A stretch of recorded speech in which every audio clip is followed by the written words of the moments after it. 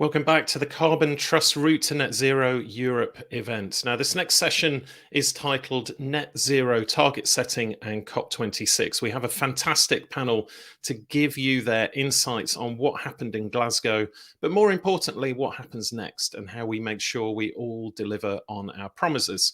And talking of where we're at with our promises, we have a poll for you. So if you've not seen it, the question is, where is your organization on its net zero journey? And whilst I'm on this screen, I'm just going to say we are still discussing internally.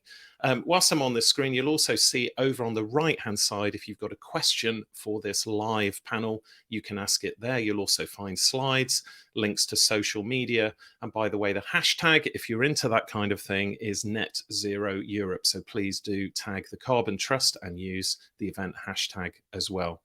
So let's get back to the session. Our moderator is Veronika Thieme from the Carbon Trust. Veronika, welcome, and over to you. Great, thank you, Ralph, and good morning, everyone. I'm delighted to be moderating our first panel session this morning on the topic of net zero target setting and translating what COP26 outcomes mean for the business community. So it's now been just over 2 weeks since the end of COP26 in Glasgow. And while there may be a bit of disagreement on whether the outcomes of COP26 were ambitious enough and whether it was a success, I think one of the outcomes from COP26 that most of us can probably agree on is the increasing role that businesses played this year at the conference. And with that, also the increasing role of the business community in the transition to net zero. And this leadership is evidenced by the vast number of net zero commitments being made both before as well as throughout the conference, as well as by the number of industry coalitions being formed, like the John Kerry's First Mover Coalition to encourage leadership, as well as demonstrating the role that business can have outside of their own value chain and their own operations through providing financing support for the acceleration to net zero across all sectors of the economy. But with this increasing role also comes more responsibility. And there has been a lot more focus on scrutinizing and holding businesses accountable to the commitments that they've made. And so the aim of this panel today is to dig a little bit deeper into these topics and discuss what the role of the business community should be following COP26, and therefore what businesses should focus on to take their leadership role seriously. And to discuss this, I'm joined by a fantastic panel of experts who will be providing their view from an executive and non-executive perspective, as well as bringing in the role of government and also reporting initiatives. And so without further ado, I would like to first ask each of the panelists to briefly introduce themselves, their organization, and their role. So we'll start with Andrew first, and then Maria Cristina, followed by Till, Olwen, and Monica, please. Thanks, Veronika. It's great to be here, and thanks for the invite. Andy Murray from Vodafone Group. I sit in the sustainable business team across all the Vodafone's global footprint, and I manage our planet agenda, which one of the key parts of that is our net zero strategy and how we've both reduced our own carbon and support wider society to reduce their carbon. So it's a pleasure to be here. Hello to everyone and good morning, and thank you for having me today. I am Maria Cristina Bifulco from Prysmian Group. I am the Chief Sustainability Officer of Prysmian, and at the same time, I'm the Group Investor Relations Director of the company. Prysmian is a player in the power and telecom cable sector, and then it's a full public company. So for us, it's extremely important to be continuously engaged with our stakeholders and also with our investors, which are highly interested in and focused on net zero. Thank you. Good morning. Yeah, hello. Good morning, everyone. My name is Till Kötter. I'm heading the European and international work of Stiftung Klima Wirtschaft. As you will see from the initial invite, we've just changed our name to better reflect who we are and what we do. In fact, we are a German CEO Alliance for Climate and Economy, comprised of about 30 member companies covering all sectors of the German economy. companies like Allianz, DHL, Heidelberg Cement, ThyssenKrupp Steel, or Wacker Chemistry, to name just a few. To give you an example of our international work, we've been the German business partner of the UN Race to Zero and SBTi colleagues, BA 1.5 campaign. And we're also a German partner of We Mean Business when it comes, for example, to G7 work. Thank you for having me. Good morning. My name is Olwen Smith. I am the UK and worldwide regional lead for net zero campaigns at CDP, and I'm also part of the Science Based Targets Initiative's corporate engagement team. So a quick introduction to the Science Based Targets Initiative. For those of you less familiar, it's a joint initiative between CDP, the United Nations Global Compact, the World Resources Institute, and WWF. And we're a global body which enables businesses to set ambitious emissions reductions targets that are in line with science. And science-based targets have really emerged as the gold standard in corporate target setting these past few years.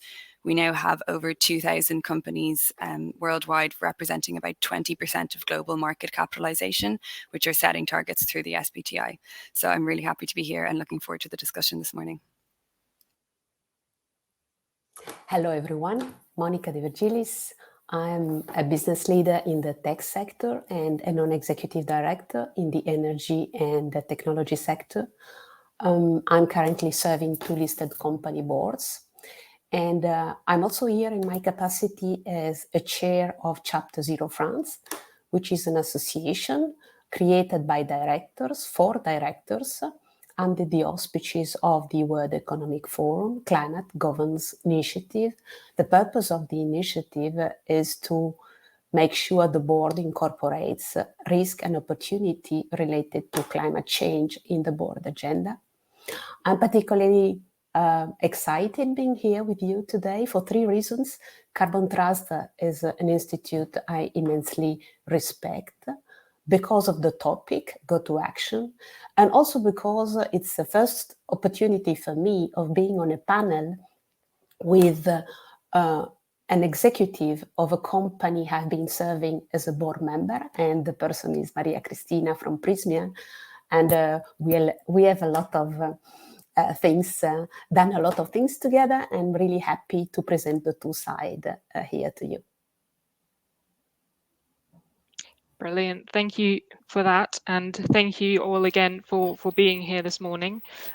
So I want to start the panel by asking a question to all of the panelists, and that is to provide their own personal feedback on COP26. So what were your main takeaways from COP26, and specifically for the business community, and if relevant, also for your own organization?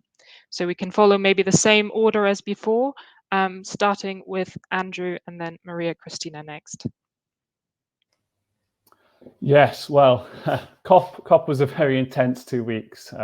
Lots to follow, lots to do, lots of people running around being very busy. But it was really inspiring to attend and see all the action going on.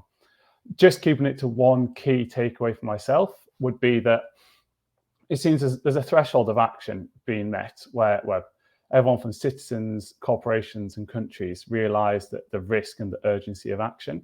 However, the gap still exists between what needs to be done and what is happening, especially with a few larger nations are highly important to the climate change debate. And in that vacuum, I think that's where corporations and citizens and civil society are starting to step up and fill that gap and say, you know, if our elected leaders aren't going to take this as seriously as we want, we're going to do that.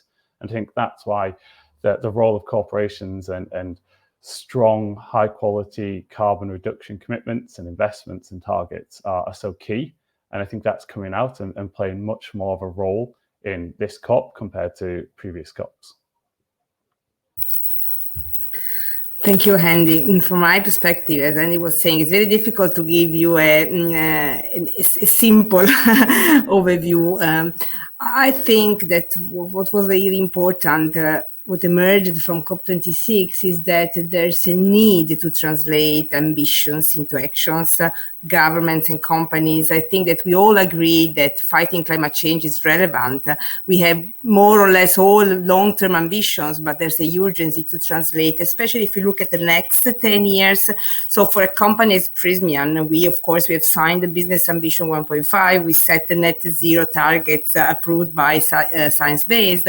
But for us, it's also a further evidence of the relevance of being even more proactive, to do much more than our targets are implying. We were even anticipating our net zero, but again, the point is, if you can do more, also to compensate, for example, companies or countries that are not in the conditions or are not at the level of awareness to be able to take actions. In our case, it means, for example, also being more proactive on Scope 3, not only on your own perimeter. So to me, the main takeaway has been try to be as proactive as you can in your own business, in your own perimeter, and translate ambitions and actions to be able, again, to try to compensate who is not able yet to join the race.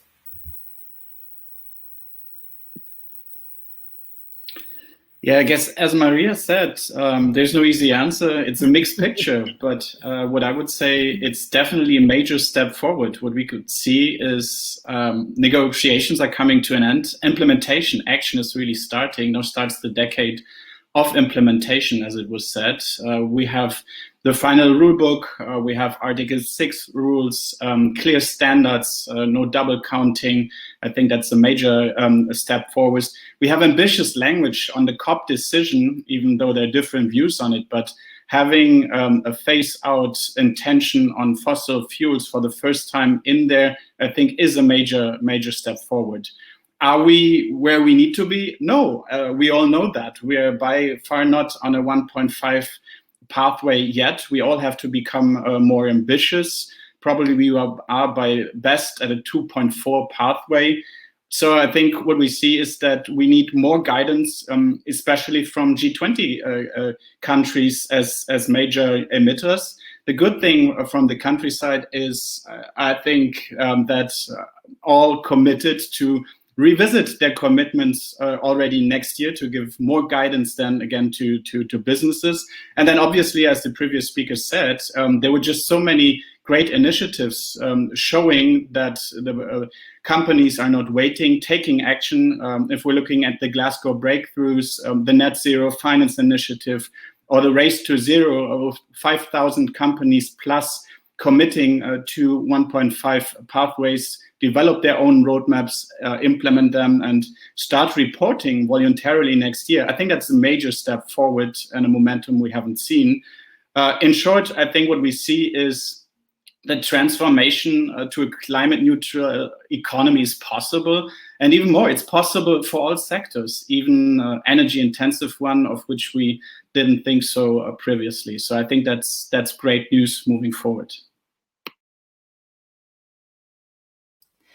Yeah, I mean, I think we've heard, the optimistic and the critical views come out of COP, and I definitely see elements of truth in both of those.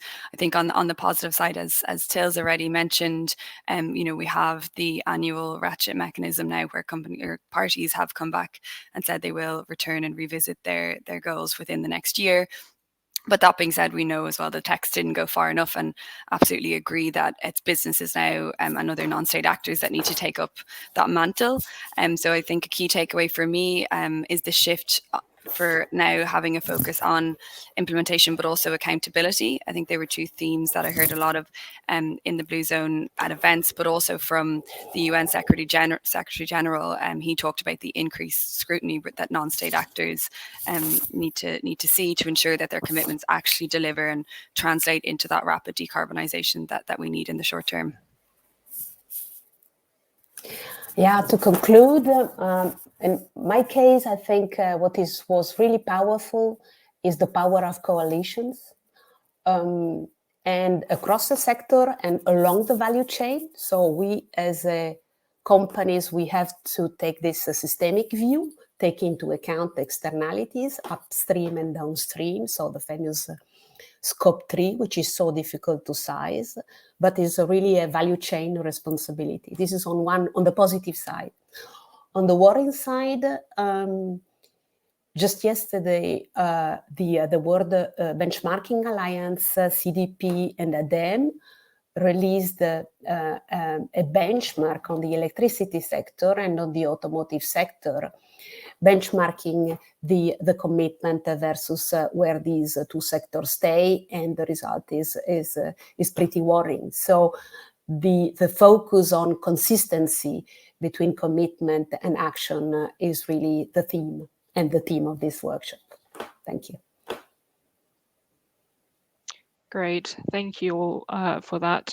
Some really interesting answers, and I think Monica, in particular, your answer just now highlights one of the really key focus areas that has come out of COP26, which applies to governments and businesses alike, which is that the scrutiny around commitments is going to increase.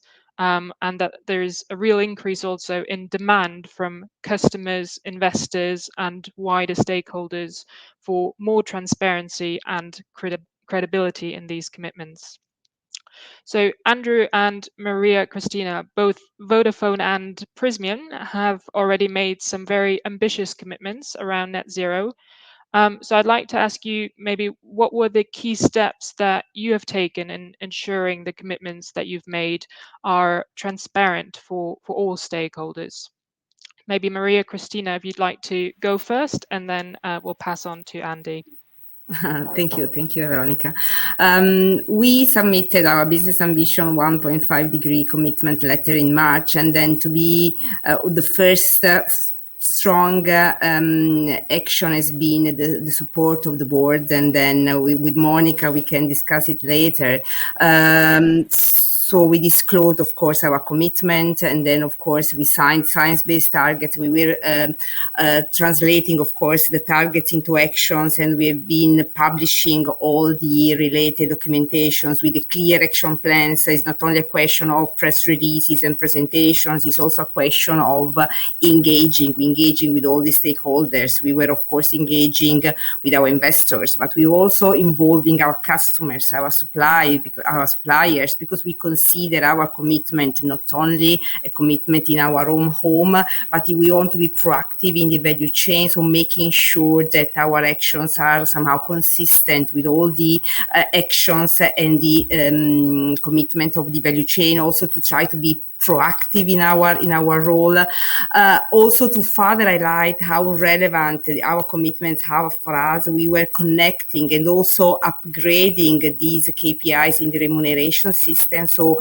we had already, before the science-based targets, some ESG KPIs related to the CO2 emissions connected to the short and long-term plans. Now in the executive remuneration, we were increasing this level of KPIs. And then, of course, we were also sharing these commitments with all our shareholders and stakeholders to make sure that we are clear in our commitment, we are clear also in our actions. And then it's not only a question of communicating externally, it's also very important. If you are a global company, we are 30,000. We operate in 9 regions, 55 countries.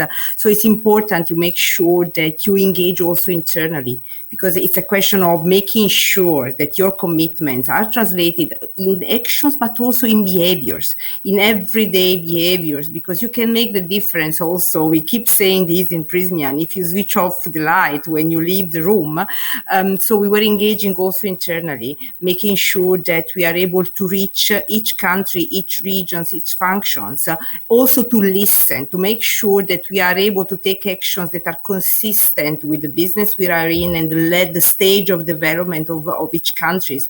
We have 108 plants. So the energy efficiency actions that you take in each plant, of course, needs to adapt to the specific situation of the plant and of the country. And this is extremely important. It's the level of transparency, which, of course, facilitates also the engagement and the contribution for all our employees, and then, of course, from the stakeholders' perspective. Great, thanks, Mary. That was a really, really good summary. So I'll try and not repeat, but add and complement that. Yeah, so think about engaging our stakeholders. It probably for us goes back to 2017, way before we set our science-based targets and have it approved and had something to talk about externally. It was really getting that message into our key internal stakeholders first, especially the kind of senior leader team, the ExCo, and really socializing ideas and socializing our how we're going to achieve it and why it's important to achieve it. What are the costs? What are the risks? What are the opportunities? And once you had those individual socializations at a senior level, we then needed to go down to the kind of functions, the people and the teams that will be acting and delivering our commitments, especially around scope 1 internally or scope 3 with our kind of engagement externally, and really working with them and having them comfortable with what our targets are going to be. And then finally, as Maria was saying, our staff, we have to engage every single one of our staff. They're our champions. They're the millions of daily choices that are made which influence and impact our outcomes. But also they're our voice. They're our voice to their friends, their family, their social circles, our customers. If they're not informed and engaged and aware, then we're missing half of our potential opportunity to really socialize and be transparent about our targets. And also it's, people want to work for a company that's doing the right thing. And this is a real big part of most people's awareness now around sustainability is how are you taking action on climate change? And then once we have our targets approved and we can start talking and we've got our SBTi tick on our target and hopefully our net zero target will be approved soon as well. Now, it's how do we speak that truth externally? How do we show that we're taking a credible, high quality approach, that it's not greenwashing? How do we talk to our investors and our regulators, showing that we're doing the right thing, that we're a solid business with lower risk, with higher opportunities? How do we start bringing into our integrated annual report and really putting data out there? A lot of investors now are really asking for data, GRI, SASB, TCFD, CDP, all these kind of reporting standards all have a real high value in socializing and sharing your targets. And then after that, it's our corporate customers. We support each other. It's a two-way street. We're their scope 3, they're our scope 3. We buy products from them, we sell products from them. We need to work together through kind of workshops, industry bodies, but also more sticks as well as carrots, contractual clauses, RFQs, onboarding, putting that message consistently into everything we do. And again, looping back to our staff and having them engaged and aware of this. And then finally, it's our other customers. So for us, with Vodafone, it's the everyday person on the street. Now, we can't go to them and speak about, technical net zero standards and scopes. We need to have a simple, honest message, but really backed up by credibility, which means we aren't going to be challenged on a greenwashing approach. And that's what resonates. But often what resonates is the smaller, simpler things that people can understand, the avoiding of plastics and everything else. And that's important too, to then have the credibility to speak about the more complex topics. And I'll leave it at that. Great, thank you. So next, I'd like to bring in Olwen into the discussion as well. So I guess in these times where we have seen so many companies making ambitious announcement, from a reporting perspective, what do you think, in your view, makes a target announcement really credible and stand out for you? Yeah, I think it's a great question, because of course over the past few years we have seen this proliferation of net zero commitments and targets, but there's often a really significant divergence in the definition of net zero that's being applied, and it's very difficult for stakeholders, be that investors or customers or even employees, to assess whether a target is truly ambitious and robust. And it's really been down to a lack of a globally accepted standard to benchmark against. So with that in mind, and to tackle that issue, the Science Based Targets Initiative over the past 2 years has developed the first science-based net zero standard, and that was launched just before COP26. And so that framework should provide much needed clarity and credibility to a company's net zero claim and kind of combat that current confusion or potential accusations of greenwashing. But to your point of, or to your question of what actually makes a a target credible, I think a couple of key elements I'd highlight. The first is the need for a near-term target, so that companies aren't just announcing a long-term goal and then could be kind of open to very valid criticisms of kicking the can down the road. So we know we need to reduce emissions urgently, and so having a near-term target creates the accountability in the short term and drives the immediate action. Then another element to look for, I think, is in that long-term or net zero target, what is the depth of decarbonisation that the company is planning to reach?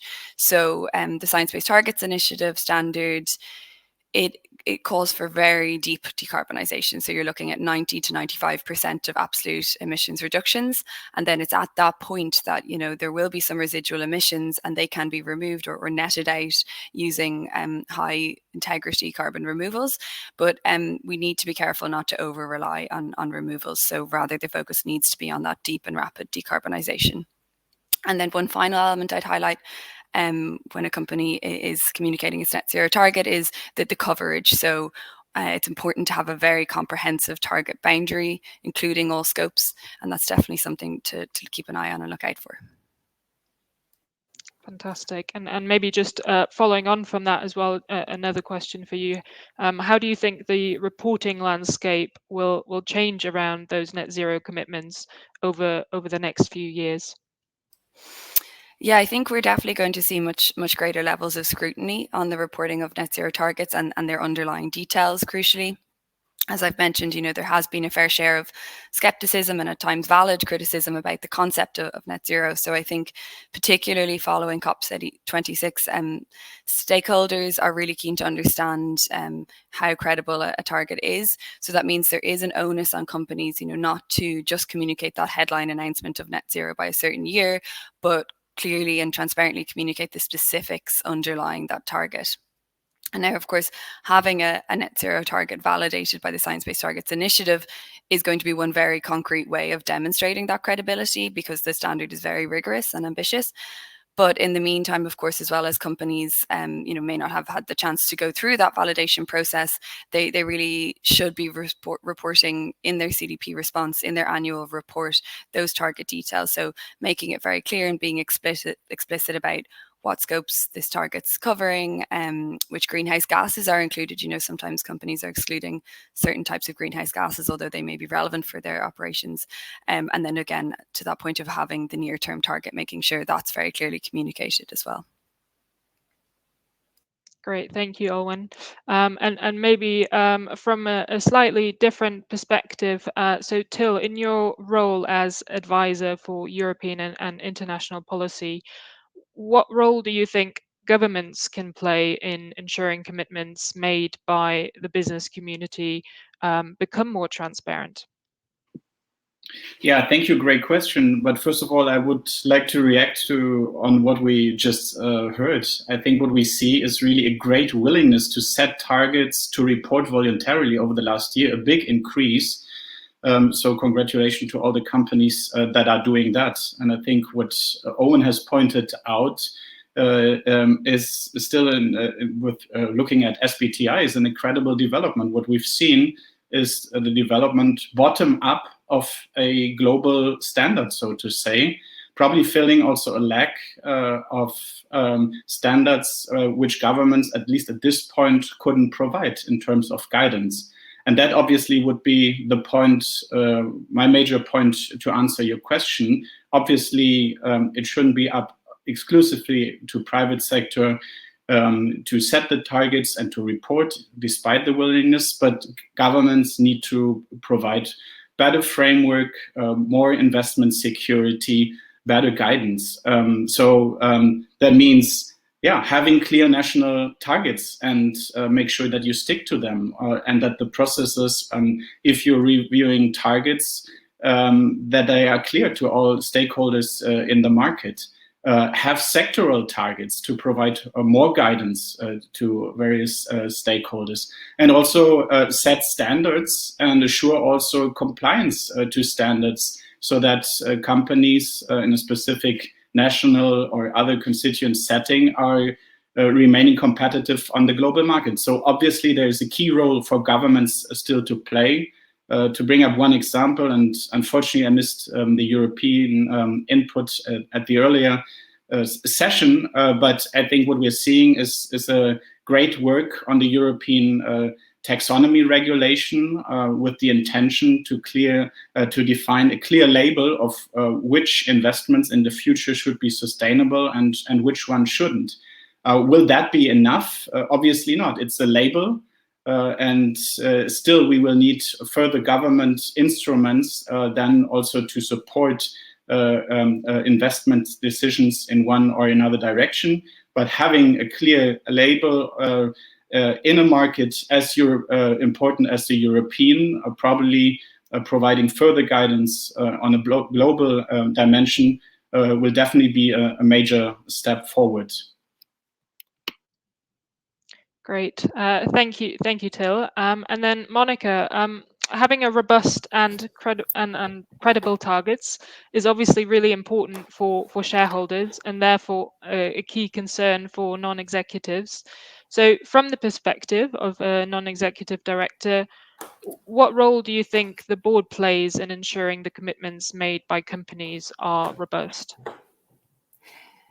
Yeah, I would say starting from 3-4 prerequisites before answering to your question.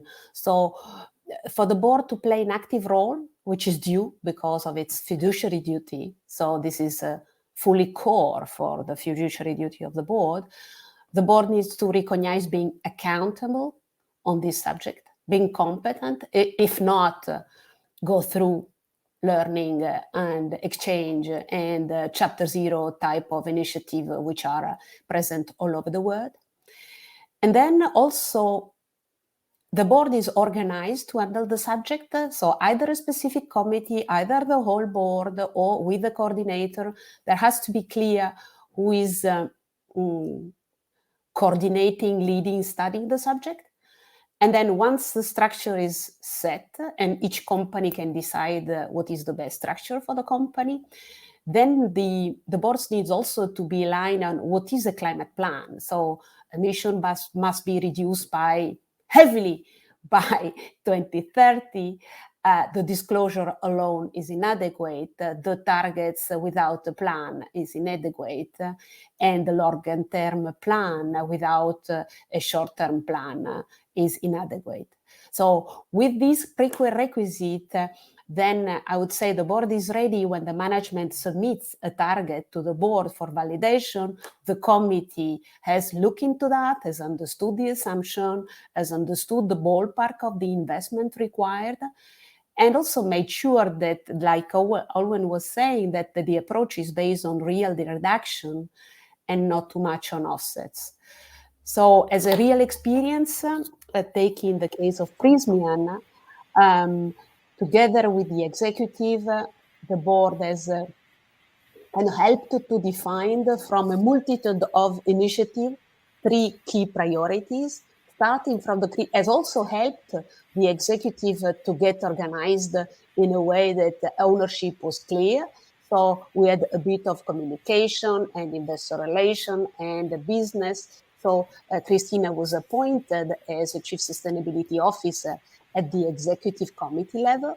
And this helped a lot to organize the action in a very consistent way. Yeah. I would say that real experience for me is also situation when communication decide to release a press release on strange things without going to detail on a real case. But so the board is not always informed, and this is a matter of reputation. So there has really to be a strong coordination within the executive team, so that we catch a strange initiative here and there. Great, and Maria Cristina, I'd actually like to hear your view on this as well, because you worked with Monika at Prysmian as Sustainability Officer, and Monika as Chair of the Sustainability Committee of the board. So if you could just talk a little bit about this experience and your interaction with the board as a proxy of the shareholders. Thank you, Veronika, and thank you, Monica. I think that the work, the interaction and the strict collaboration in between the board, the sustainability committee, and then, of course, we were working with Monica as chairperson of the committee has been strategic, has been extremely important in guiding the company, the management, the executives in selecting in focusing on the key priorities, selecting the right framework. The role of the board, as Monica was highlighting, is to support, of course, trying to support the management, facilitating the actions, but also to challenge a little bit, because as Monica was saying, sometimes we were lost in many activities. We were extremely committed and focused, but the role of the board is to provide you the right framework, the right commitment, the right level of support, but also challenging you to focus efforts, to focus attention on key priorities, also knowing your company, knowing you, because it's a journey. It's a journey and is a never-ending journey from my perspective.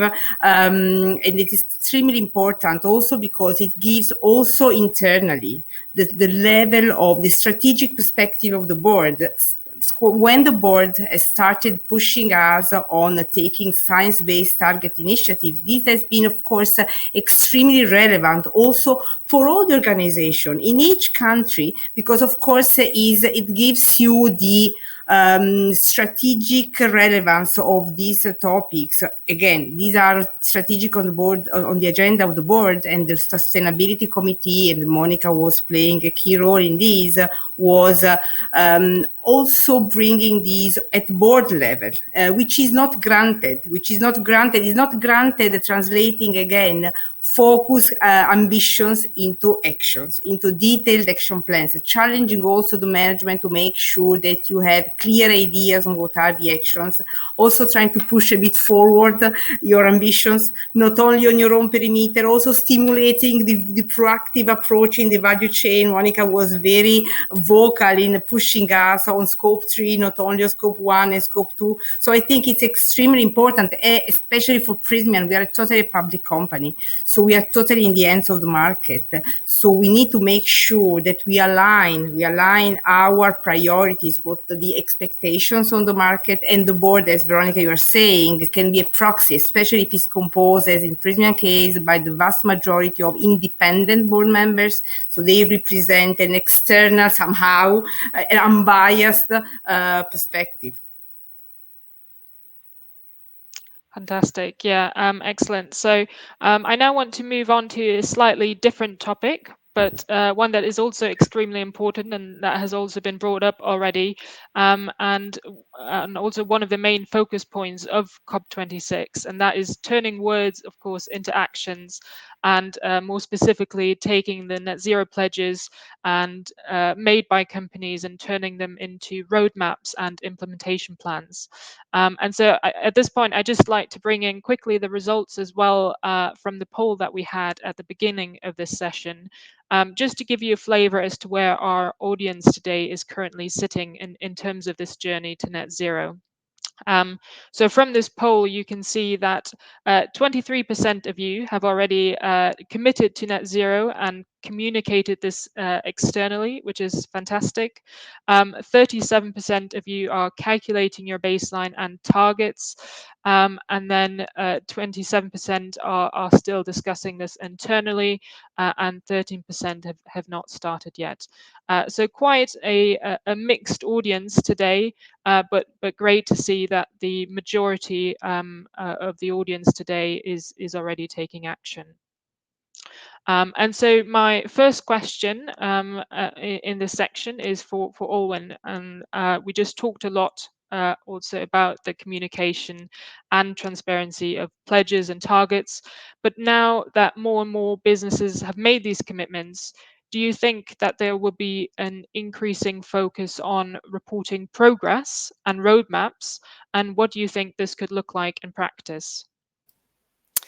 Yes, absolutely. I think there's no doubt that there's going to be an increased focus on not only, as I've described, the reporting of the details of the target itself, but also after a target has been set and approved, regularly reporting the progress against that target, and of course then communicating this kind of roadmap or transition plan. So in practice, to provide a couple of concrete examples of I think where we'll see that increased focus. From the Science Based Targets Initiative side, the initiative is currently working on the development of a measurement, reporting and verification framework, an MRV framework, and that's to ensure kind of greater transparency and accountability around the progress and achievement of science-based targets. So the framework should set out clear expectations and guidance to improve data quality and accountability, and then kind of build trust and confidence in the effectiveness of actually setting the targets in the first place. So the work on that kind of kicked off initially last year with the publication of the first progress report from the SBTi, where an analysis was done on a cohort of companies that had their targets approved, and very positively found that they were actually reducing their emissions at a rate even faster than was required to meet the 1.5 trajectory. So a second iteration of that analysis is going to come out in the next few months, and then the framework itself will be redeveloped through next year, and we'll work very closely, with partners like CDP and others to ensure that it's a very robust framework. And then another practical example, more on the transition planning side, is that CDP is really beginning to focus its efforts increasingly on this. So CDP released a discussion paper during COP on the topic of transition planning, and that paper provided firstly a definition of what a transition plan is, and then it outlined the key principles that need to be factored in when establishing a plan, and also provided some of the key metrics to be included in a plan. So to give some examples, the paper outlined, the importance of accountability in that plan. So having clearly defined roles and responsibilities and governance mechanisms. I think Maria and Monica's discussions on that was really helpful there. And also that transition plans should include time-bound KPIs and really financial planning details. So CapEx, OpEx and revenue. But interestingly as well, I think that transition planning and transition plans themselves and roadmaps need to be flexible and responsive. So they need to be reviewed and updated regularly, incorporating some kind of defined stakeholder feedback mechanism, be that at an AGM or elsewhere. And I think finally then that transition plan needs to be authentic and transparent. So by that I mean it really explaining what is going well, what isn't going well, what needs to be improved upon. And so that's again for this idea of being responsive and flexible as you work through your implementation roadmap. Great, thank you. Very, very interesting. And so Andrew and Maria Cristina, coming back to you and the commitments that you've outlined earlier, would you mind just talking a little bit about what steps you've taken so far to reach your commitments, and what have been some of the main challenges so far around this? So maybe starting with Andy and then Maria Cristina. Great, thank you. Yes, I'll try and quickly go through this. For us, I think hierarchy is key. So it's for every action, listing out what is the best we can do, what's the second, third, fourth, and then saying, okay, right, we need to take action quickly and immediately. But then we need to make sure we improve our quality as we move up. And I'll try and go through a few examples and some of the cost benefits of that to explain it out. But firstly, the kind of ultimate solution is really getting embedded in your company, having CEO and right cascaded down remuneration linked to performance, having good governance, having good data, having good reporting. They're key to any successful target and action. In a more specific and concrete way, for us, for example, Scope 2 in Europe was a very quick win. There's available renewable electricity, we can buy it. There's maybe a cost associated with that, a small 1-2% cost. But also if we then get a PPA deal, and we have some PPA deals now which are performing very strongly against the current energy price, with the energy prices going up, there's a cost benefit there. So working out where that lies and really emphasizing and maximizing where the benefits are for your company. But likewise, it's very challenging for us to get renewable energy in our African markets. There's no capacity, there's no regulation. So we have to work with the governments. And I think collaboration is key. both with your ecosystem as a whole. This is quite often a non-competitive space. Now, we all want to achieve our targets, and that is especially true for kind of Scope 3 emissions. You have some passive savings in Scope 3, I'd say. As nations decarbonize, naturally some of the say for us, use of sold products will, because our customers are using low carbon energy because the whole nation is on renewables. Others, especially around supply chain, is much more active. That's a whole separate topic, but I'd say collaborate and good data are key there. And also, it's a really ecosystem play. Don't try and tackle these issues on your own. And then finally, on the kind of the Scope 1, I think it's iterative. It's using that hierarchy, and it's really saying, right, constantly, what can be done now? What can be done tomorrow? How can we improve? How can we move forward? And using the things like the regulations, the F-gas regulations, saying it's going to come. We could be a laggard and we could have a cost associated with that with very little benefit as we swap out our F-gases. Or we can be really proactive and we can do it quickly. We can gain that benefit. We can show that carbon saving, and we can utilize that as a key messaging and reputation gain. And likewise, kind of TCFD and EU taxonomy are really going to push you. So I think if you're reactive, the costs will be higher. If you utilize these things that you know are coming down the line and you're proactive, you can really maximize the benefits. You can tap into green bonds and social bonds. You can really maximize your attractiveness to ESG funds, where the amount of flows of finance is really strongly going in that direction. And all these lead to this kind of balanced approach where you're really looking at what you're going to have to do, because whatever happens, we're going to have to decarbonize. Where can you optimize and maximize, and where can you reduce the costs, and do so in as quick a way as you can and as credible way as you can. And I'll leave it at that, knowing we're short on time. Thanks, Andy. And then I could echo what Andy is saying. I want just to add that many companies think that committing to science-based target, to net zero, could be challenging and overwhelming, and they are somehow scared about the level of implications. My direct experience is a great opportunity. I think that for companies, it's opportunities from different perspectives. In a way, it provides you a framework. It helps you to translate ambitions into goals, into actions. When we were submitting our science-based target commitments in the end of March, we of course needed to prepare detailed action plans, but the framework was really helping us to better understand our own footprint and also the value chain. And it has been an incredible value also in terms of business implications. For example, we were finding out that the vast majority of our supply chain emissions were, of course, downstream Scope 3, where they were 300 times higher than Scope 1 and Scope 2. And what we are doing now, we are proactively engaging with our customers to make sure that we identify innovative ideas, solutions to try to reduce the losses of the cables that are at the core of the Scope 3 emissions. And this is beneficial for our customers as well. In Europe, for sure, of course, the markets in Europe are more mature and our customers are very well aware. But also, for example, we are anticipating trends in other countries that started later, for example, the US market. And then this is great. This is beneficial, again, also for the business. It creates a lot of opportunities. And it also, again, helps the company when we share internally with our regions, with our plant managers, the energy efficiency actions that we are taking into considerations. It's a way also for them to further generate ideas, and it's a very relevant and concrete starting point. It also gives you a very concrete way of reporting or disclosing information. For us, for example, is a way of giving disclosures not only of Scope 1 and Scope 2, but also of Scope 3 emissions.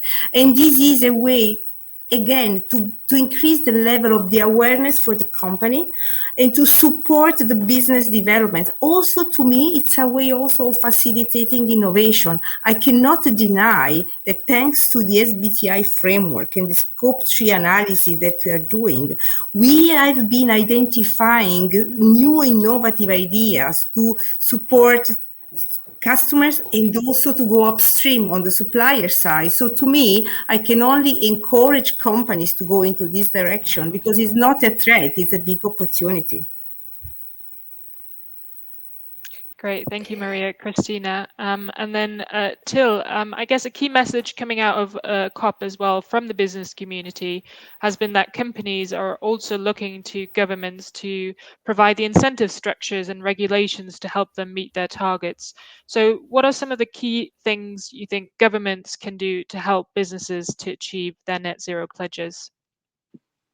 Well, to keep it short, I think it's pretty much like Andy said, for governments it's the same. It's about good governance. Good climate governance is what we need. And we see good examples in various countries, way for improvement in others. When we look at the European Union, how do we strengthen the EU Green Deal to really make it a win-win for climate and companies? How do we design an innovative carbon leakage mechanism? How do we scale up renewables? These are questions to be resolved to get to where we want to get. Great. And then finally, Monica, a key piece of the puzzle is, of course, as you've already said, to get the board involved with these roadmaps and implementation plans. So how can they be taken along the net zero journey, and what role can they play in mobilizing net zero plans? Yeah, so I go back to Cristina's point, and I want to play the David advocate just to create a bit of dynamic here. So Prysmian is an enabler of energy transition. So let me say it's an easy case because the product, the technology is helping the transition. There are other cases, companies that are heavily relying on fossil fuels like an OEM or an electricity company or a refinery. For all these companies, the transition requires huge investment. So it is investing today for a future risk return.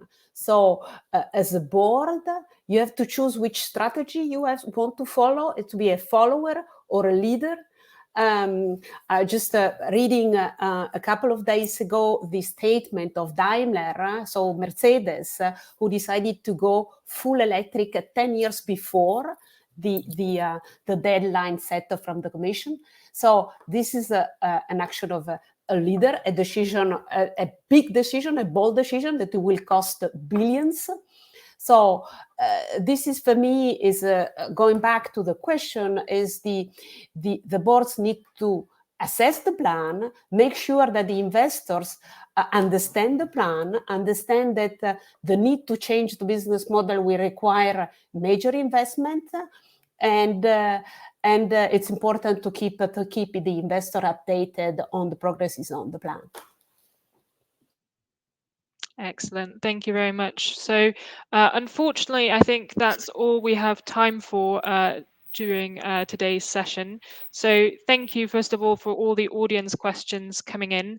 Hopefully throughout the moderated discussions, we were able to answer a lot of these, but we will also endeavor to get back to you via email afterwards if your questions have not been answered. So at this point, I want to say a big thank you to all the panelists for a very interesting and thought-provoking discussion.